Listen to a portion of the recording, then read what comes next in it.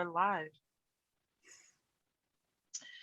Hello, and thank you for joining us again. This section is now our Uplifting Moms section of the International Women's Day Welfare Warrior special event.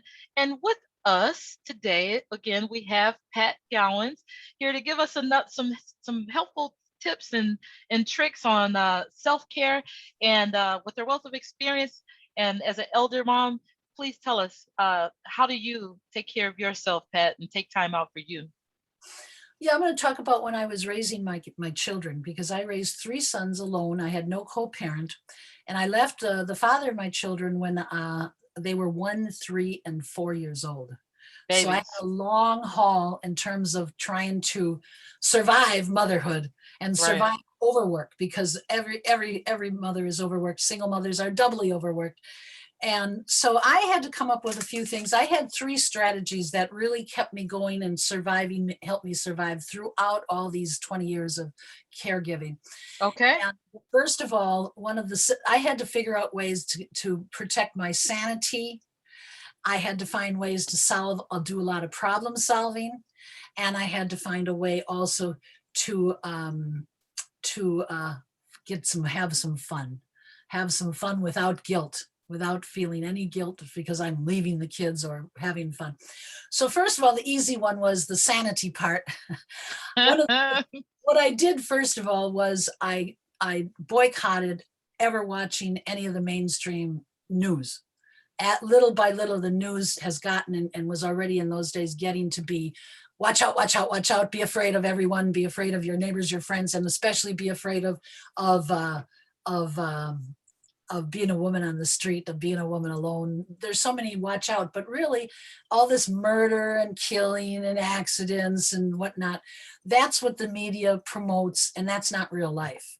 I wanted to have some real life being promoted, not the teeny, horrible, most marginal part of the world, the killings, the accidents, the murders.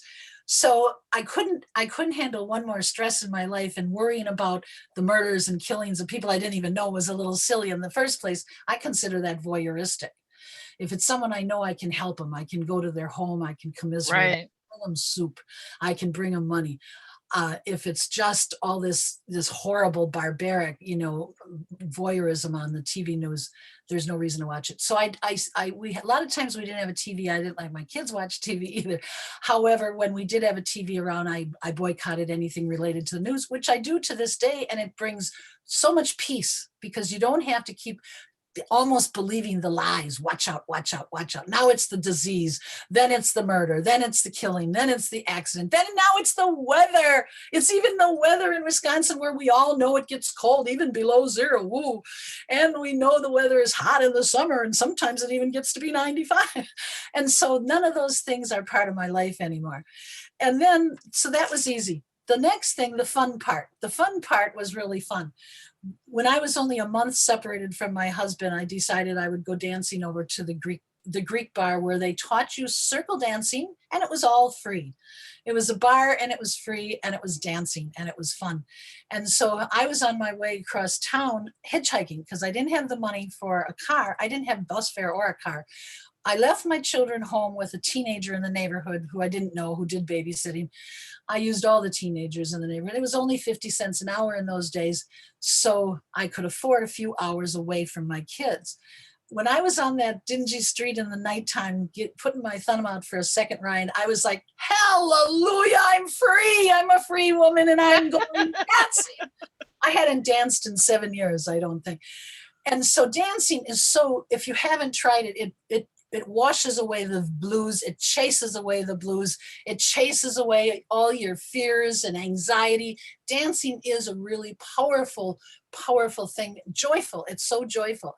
After the Greek dancing, I moved on and I did some East Indian dancing. And then I just started going to the regular bars where you could do, hip hop and rock and roll and whatever was in style in that particular time. In recent years in Milwaukee, we've had free dancing in the parks with live bands, and as many as 10 parks a week would have live dancing. So you can find dancing. It's powerfully empowering, and it's just so much fun. You can't help but smile when you're dancing. You can dance at home too, but it's not as much fun as being with other people all kind of united in feeling the beat and feeling the song. So dancing was something I did almost every week if I could. Even just Yeah, no, Pat, you have me thinking so much right now. I mean, because as you were talking, and I just want to speak to your first comment as far as limiting the amount of outside media, right? So in your day, it was the television, right? Guess what it is in our day? well, it's the internet. And by the way, It's I the know people who freaking phone. Can yes, you and see it? I know people who have it on their hand day and night, and they get the news. It wakes them up. News wakes them up in the No, no, morning. no, no. This News this puts them thing to sleep here, at night. this thing here, and hey, the platform that we're going to promote this bit on this set on is just going to have to deal.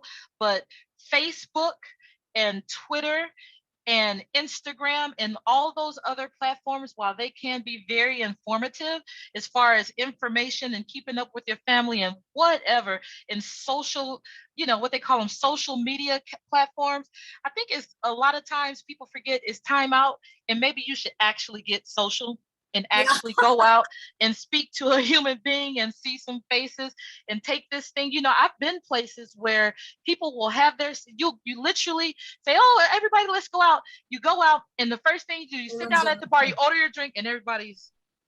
It's the craziest thing ever to And see. it's hard to escape it. Oh Uh, yeah, even limit I, that time. Limit that time on those cell phones. It can really be a section where you're doing a lot of comparative, like, oh, this person is doing that, and just no, no, no, no. To really uplift yourself, I think it's time to get out of these wicked forms of media. You know what I mean? And I, keep them from your kids too, because right, they I get a lot found of influence from it. I'm getting news forced on me on my emails, Yep, and this is something new. A whole thing saying your news or something, so I have to keep blocking it out, blocking it out. So it's yep, really and hard to unsubscribe. avoid it. Yep, And we had a protest, and one of our members called and said, "Hey, we saw your protest." I said, "How did you see it?" "Oh, it came out on my hand this morning when I woke up on my phone." But anyhow, yep. okay. So enough about the media. My And the other thing, the second thing, if you don't mind, your dancing. And I'm sorry to interrupt you, but your dancing. You know what? You're 1,000% right there as well, because we sit on our butts too much these days.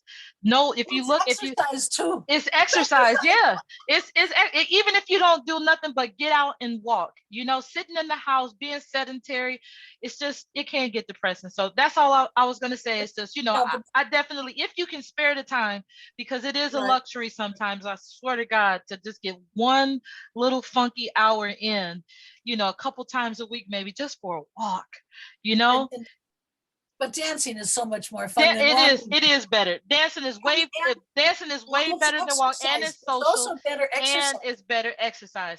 And I don't Pat think is not lying. Pat can cut up a rug because she's come over here and she wore us out. I was sore the next day. I don't know, but stayed up with us and we had a great time. But go ahead, Pat. okay, so the third and the more serious. Okay, so Yes. you've got a million problems. You've got your kids, you've got the gangs, you've got the drugs, you've got, when they're little, you've got all the diapering and all the carrying and all the lifting and hauling and moving. And so between all the things that we have to do with our kids, there's a million problems that we have to resolve. So I had a system. Most of the moms that I were friends with in those days, we loved and used our landline telephones as communication network, as a brainstorming network, as survival. Once our kids were in bed, we could be on that phone for 4 hours, either commiserating with the latest misery or talking about the future plan or gossiping about the day out dancing, whatever, the night out. So the telephone, and it was very cheap to have a landline. If you were on welfare, it only cost $4. Otherwise, of course, you had to pay the landline price, but it was worth the investment because we didn't have the money or the time to go anywhere. We didn't have Hmm. cars to go anywhere. Remember, I was hitchhiking my once a week out across town. I never did any problems either. I should say that, either in the bars or the hitchhiking. But so once we have the phone, and you have to have at least one close, good, trusting friend, a woman friend who you can talk to everything, and you can really share everything. A lot of the heartbreak is hard to handle And it's hard to find anyone who wants to hear you too. So having at least one close friend or two, I know a third party that I would sometime reach out to was my own mom. She wouldn't hang on the phone very long, but she was actually good at troubleshooting, brainstorming, coming up with suggestions. Well, what about this? What about that? And so that was a survival thing for us. Even during the day, we might pick up the phone and just say, I'm going crazy. I'm going to beat this kid if he doesn't clean the dishes, whatever we were dealing with. And the fights were a lot more serious than just the dishes, although that was one of my fights, because the environment that our children are living is dangerous for them. And it's seductive to them. The drugs are seductive. The gangs can be seductive. And school isn't very seductive. School isn't anything that most of them even want to deal with or go to. And most of the teachers don't even know. They didn't even know my children. So the brainstorming by telephone and having that close friend who you could share everything with was absolutely essential, and it was so important. And landlines are so superior to cell phones. You never get cut off 1,000 times. You never have to charge them up, and you can actually know that you can trust your partner who you're crying to. What if you're crying to that partner because you're in such a state that you can't handle it anymore and you really need a solution? And all of my important solutions came through those types of conversations, not even in-person conversations, but telephone, long-term. It could be a long-term solution for a problem or a short-term, or just commiserating. Some people later would say to me, but why don't you just go to therapy? Why are you wearing out your friend? I said, well, we're wearing each other out, first of all. And we're also filling each other up with a lot of other things, because we talked about our joys too. We talked about our fun. We talked about all the ins and outs of our relationships. But the therapy wasn't an option for us.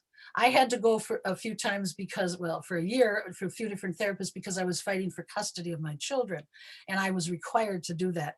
And the therapists themselves admitted that they could not even begin to address the problems I discussed because they'd never lived it. They had no idea. They would say, Pat, I've never heard so many problems that I've never had any idea what to do about. Because, they were professional middle-class people who raised children with money. Now, number one, when you don't have money, it causes a lot of problems. And number two, when you're single, there's a lot of prejudice against you. That is for Black, brown, white. Anybody, you're right. Double prejudice for Black and brown, but there's plenty of prejudice against a white woman too, just for being poor.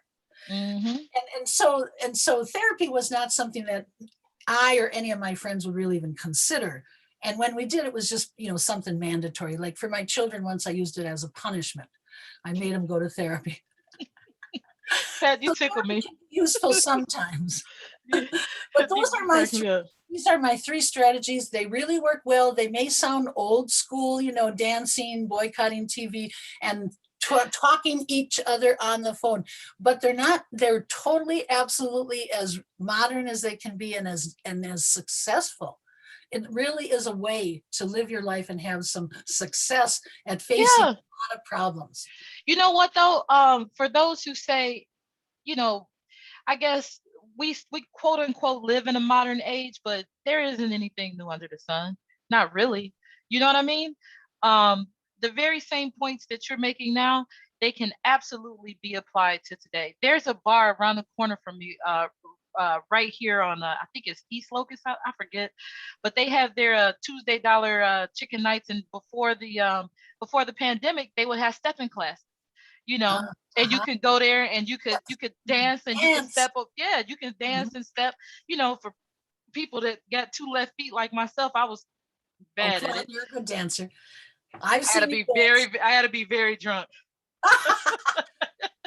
but I mean, I'm just saying though, right? You know what I'm saying? So yeah, no, it isn't always about money. It is not always about money. You can definitely, talking on the cell phone, even if it is just your cell phone, maybe sometimes it needs to die so y'all can get off the phone so you can go to sleep, but still, so those methods still do work.